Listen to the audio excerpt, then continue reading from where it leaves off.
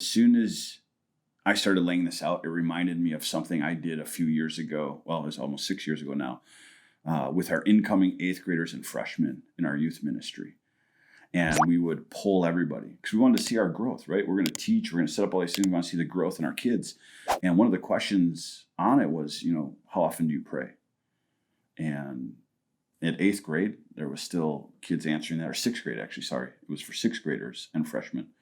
6th graders were still like all about prayer. But then the following question was, do you see God answer your prayer?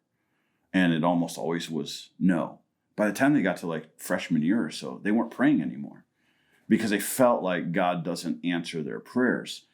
So what I started thinking about this when we thought about prayer was, how good of a job has the church done? How good of a job have I done as a disciple maker? How good of a job have I done with my own children to help them understand what is prayer? How does it work? What can we expect? Who are we praying to?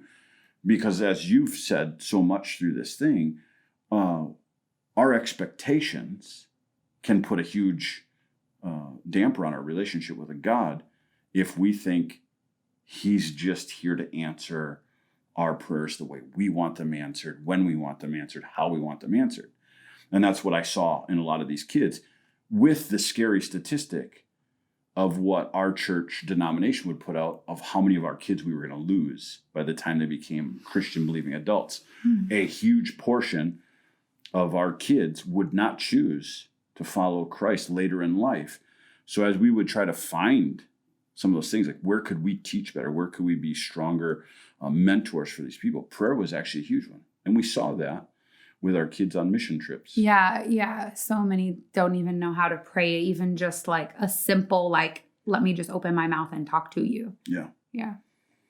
We'll kind of wrap it up there. And that's kind of where my heart was coming from. I mean, there's a very vivid picture in my head of watching a team full of kids from our youth group go and just crush service.